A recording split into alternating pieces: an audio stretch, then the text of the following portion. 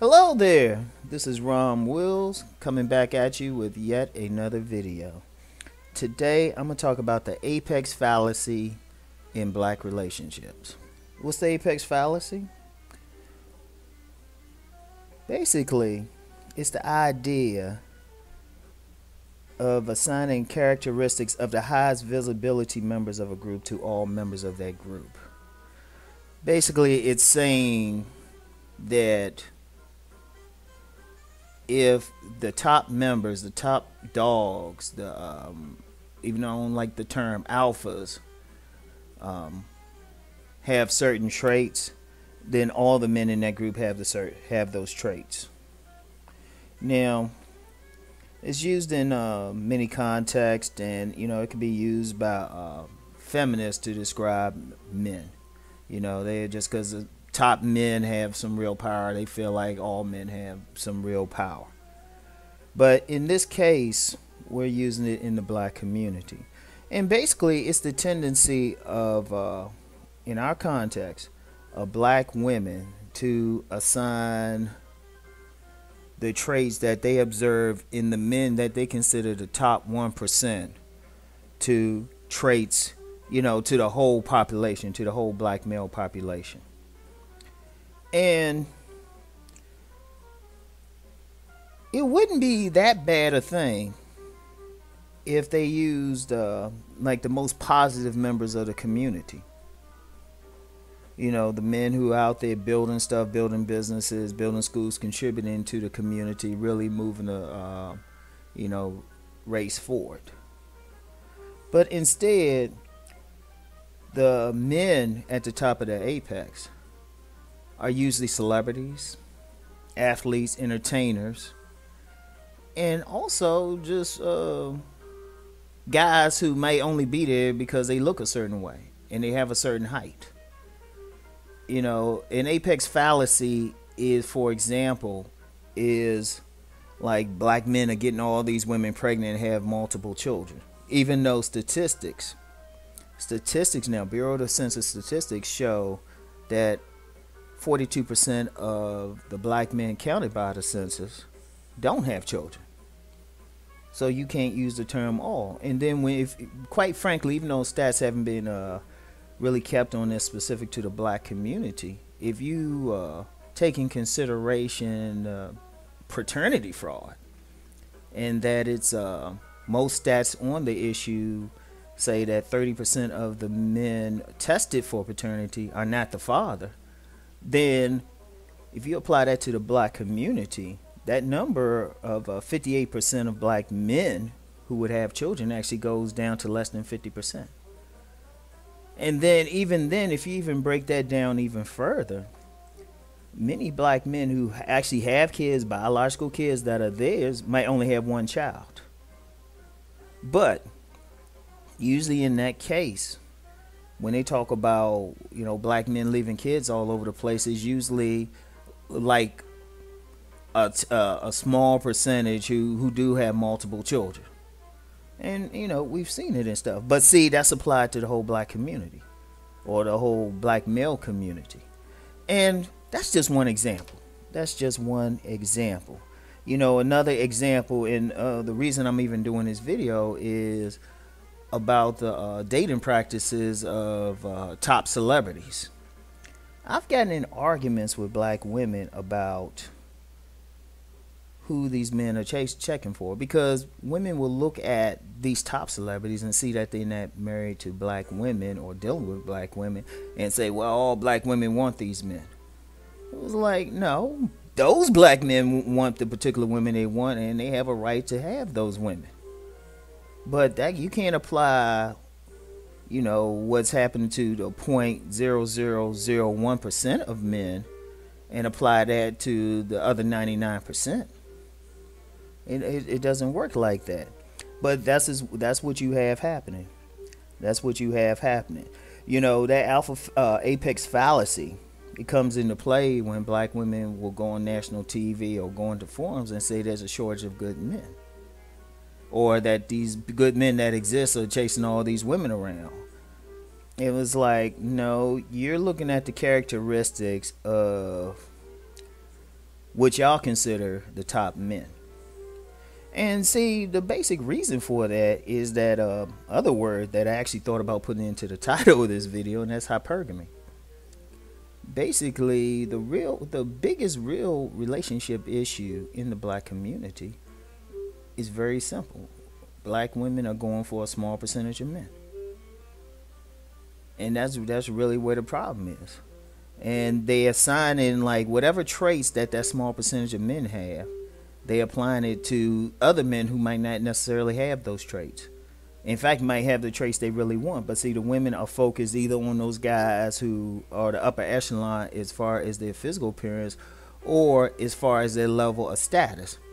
Because even though at one time I had said, money gets men into that upper echelon, in this day of videos and 24-hour coverage of celebrities, it's more about status, because there's plenty of men out there who are making 6 figures or 7 figures, but they still might not be in that select group of men.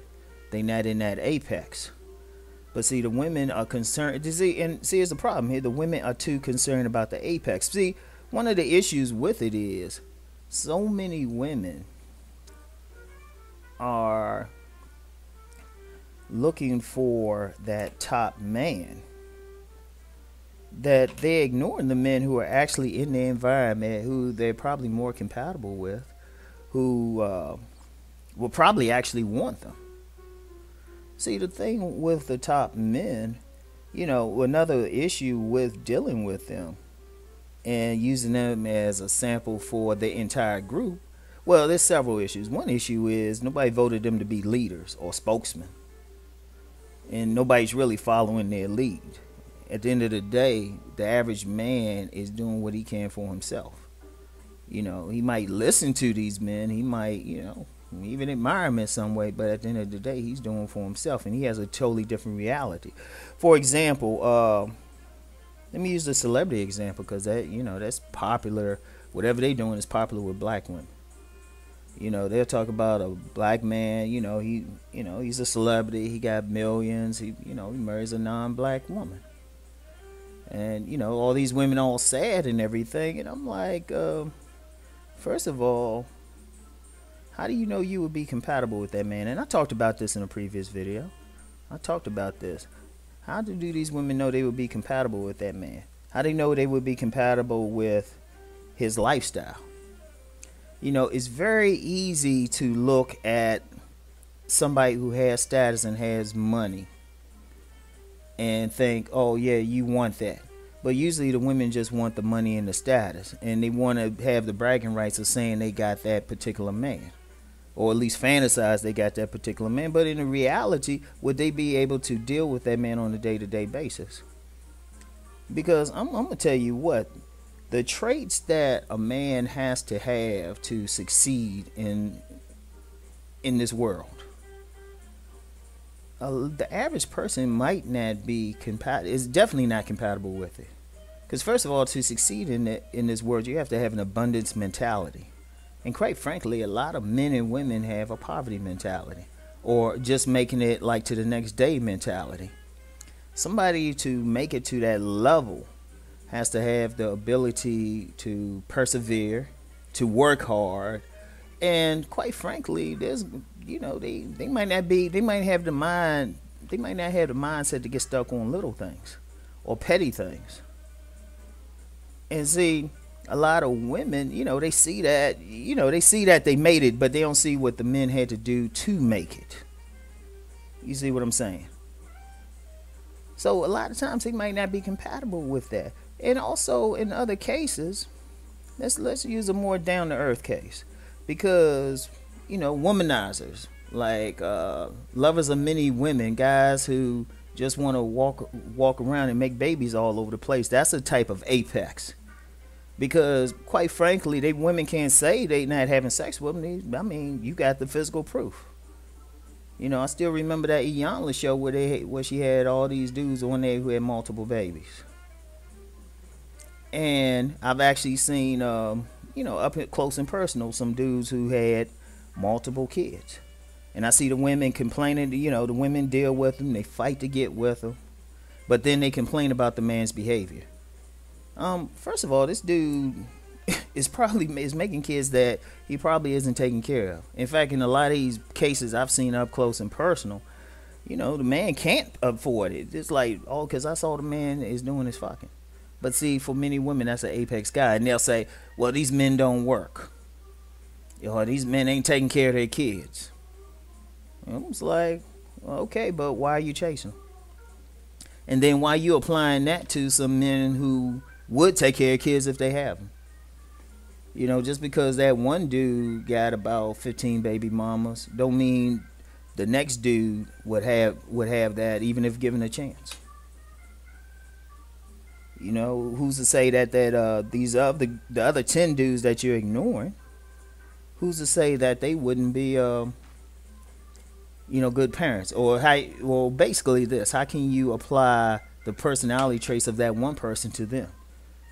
Another case is and I've had this in my own comments. I get some women especially, and they'll say, well, y'all need to pull y'all pants up and y'all need to get an education.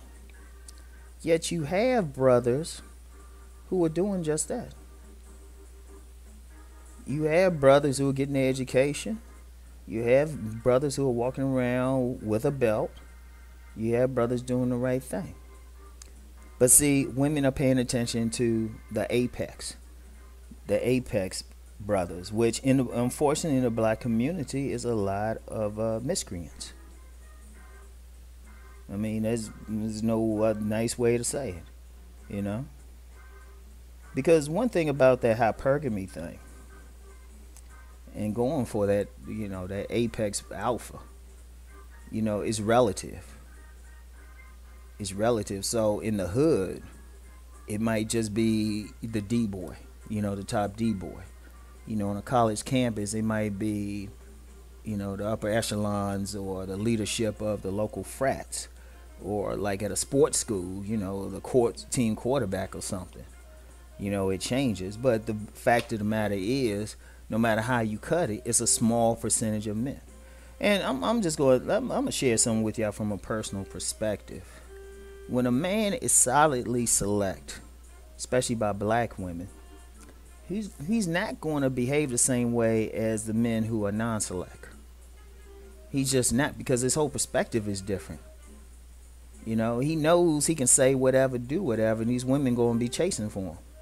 He has no incentive to do right by them. That's why a lot of women get dogged. Because this dude, what's this woman going to do if he don't call her back? What's she going to do? He's just on to the next woman. What's she going to do? Threaten with something, say, well, if you don't act right, I'm going to leave you. And he'd be like, bye. Take all your shit out this house, too. This is real talk. It's a different perspective. And I even did a video on that, different perceptions of the game. That person has no incentive to do right. If he does right, that's just because he wants to do right. But he's not going to do it based on something that might be pleasing to the woman. But I don't want to get into all of that. You know what? Because honestly, that's the thing we have to start looking at.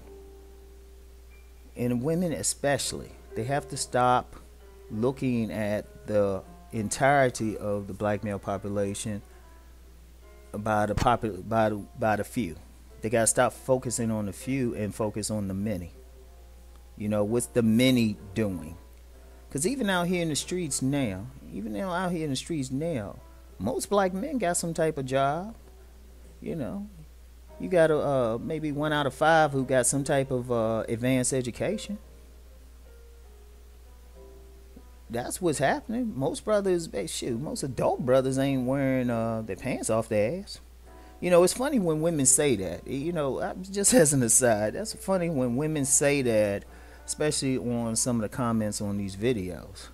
And I'm just like, well, wait a minute. Have you really read what these brothers are saying and what they saying they doing for a living? Do you really think you got some man, they making like a high salary, maybe close to 6 figures, or some making maybe a few here and there making 7 figures, depending on what they doing? You really think they walking around with their pants off their ass? I mean, you got some professionals, professional black men commenting on these videos. You know, to me, it speaks to the woman if she seriously think these dudes are walking around trifling or they uneducated. But see, here's the thing. The women ain't necessarily checking for those dudes. It's the dudes they checking for who got their pants off their ass, who they think is cute. You know, they checking for what they consider the apexes. But see, we got to change that. We just got to change that whole mentality. So, anyway, not much more I can say about that, because quite frankly, if you really look at everything I talk about in my videos, like the rejection of good black men and Mr. Goodbar, the good man and everything, it's that same principle. It's the same thing. But it's like no matter what, we can't get around that. We can't get around that selection criteria. But one of the first things I would just say is we got to kill that apex fallacy. We got to kill it. Women have to look at these men. Just because that celebrity doing something don't mean that guy who's just moved in down the street from you is going to be doing the same thing. It don't work that way. It's two different mindsets. It's two different worlds. So anyway, that's it for today. I'll talk to y'all later. Peace.